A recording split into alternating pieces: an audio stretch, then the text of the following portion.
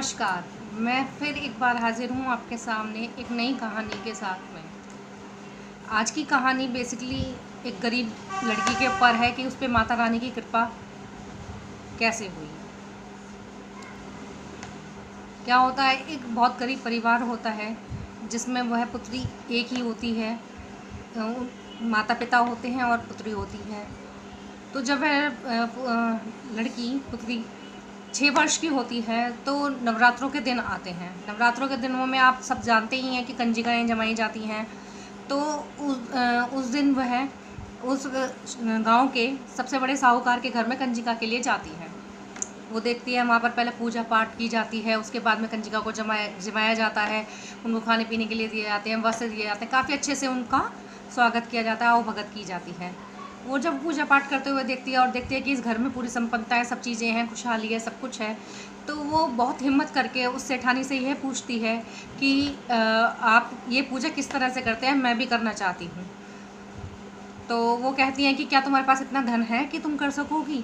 तो वो बताती नहीं, हम तो बहुत गरीब हैं। तो कहती हैं कि कोई बात नहीं, तुम अपने सच्चे मन से ज़मीन पर बैठ कर के भी अगर देव माता रानी की पूजा करोगी तो तुम्हारी वो भी स्वीकार होगी। लेकिन फिर भी वह विधि जानना चाहती है पूजा की। तो वो सेठानी उसे सारी विधि बता देती है कि माता की चौकी लगाई जाती है, उसमें माता जी को बिठाया जाता है, कलश में रखा जाता है और पूजा पाठ की जाती है, उनकी पूजा अर्चना आरती की जाती है। इस तरह से वो उन्हें सारा विधान बताती हैं कि 9 दिन तक इस लगातार पूजा चलती है और 9वें दिन फिर कंजिकाएँ जमाई जाती हैं। ये इस तरह से ये साल में 2 बारी नवरात्रे आते हैं। साल में 2 बारी नवरात्रे ही ज़्यादातर लोग जाते हैं, जबकि एक तीसरे भी नवरात्रे होते हैं, गुप्त नवरात्रे जिन्हें कहा जाता है, लेकिन उसके बारे में इतनी चर्चा नहीं होती है और ना ही किसी को ज़्यादातर शायद पता है। तो वो इसलिए उसे 2 नवरात्रे बताती हैं। तो कहती हैं कि अब वो पूछती है कि अब ये दोबारा से कब में आएंगे। तो वो बताती हैं कि एक हमारे ये चैत्र के नवरात्रे होते हैं जिसमें तुमने अब देखा है, एक आते हैं हमारे कुंवार के नवरात्रे, कार्तिक कुंवार के नवरात्रे। तो वो कहती है कि ठीक है, मैं जब आपकी बार आए तो आप मुझे पहले से बता दीजिएगा। वो सेठानी कहती है ठीक है, मैं तुम्हारे यहाँ खबर भिजवा दूँगी।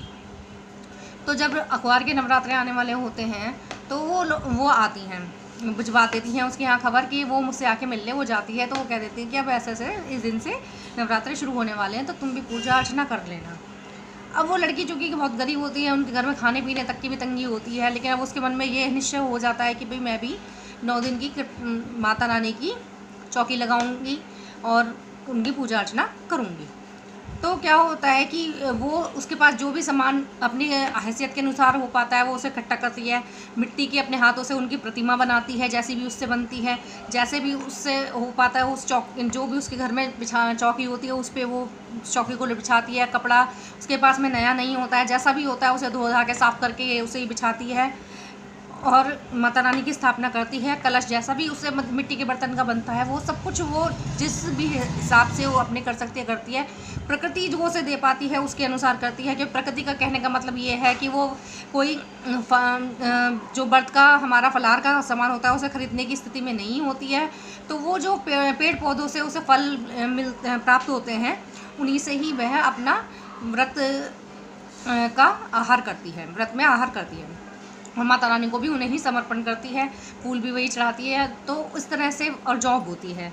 तो इस तरह से वो बहुत श्रद्धापूर्वक 9 दिन की पूजा अर्चना करती है विधिपूर्वक। जब 9वें दिन देवी जी जैसा कहते हैं कि 9 दिन बाहर के, उसके बाद में जैसे ही वो विसर्जन के लिए ले जाने लगती है तो वो जैसे ही घाट पर पहुंचती है तो जैसे ही वो माता रानी को विसर्जन करने के लिए हाथ से उन्हें प्रवाहित करने जा रही होती है तो वो अचानक से सोने की प्रतिमा में बदल जाती हैं। तो वो ये देख करके बड़ा आश्चर्यचकित हो जाती है।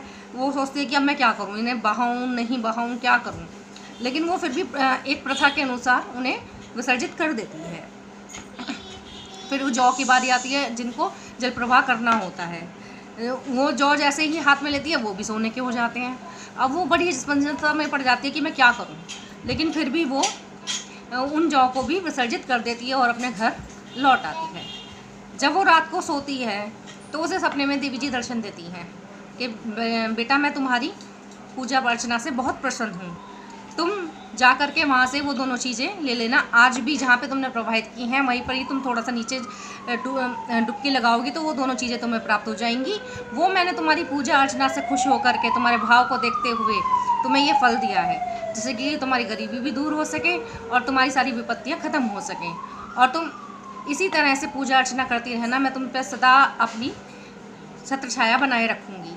वो लड़की अगले दिन सुबह जगती है, जाती है और दोनों चीज़ें लेती है और अपने जीवन का नई शुरुआत करती है। तो आप लोगों ने देखा कि जिस तरह से उसका जीवन बदल गया, जबकि उसके पास कोई साधन नहीं था, उसके बावजूद भी उसकी पूजा, उसका अर्चना, उसका भाव देख करके देवी माँ प्रसन्न हुई। उसी तरह से आपके भाव पर डिपेंड करता है कि आपका भाव कैसा है, कब आपकी किस्मत बदल जाए कोई नहीं जानता। इसलिए भावपूर्ण होकर के अपनी पूजा अर्चना कीजिए, ना कि दिखावे के साथ। अगर आपको मेरी बात अच्छी लगी हो तो प्लीज़ लाइक शेयर कीजिए। धन्यवाद।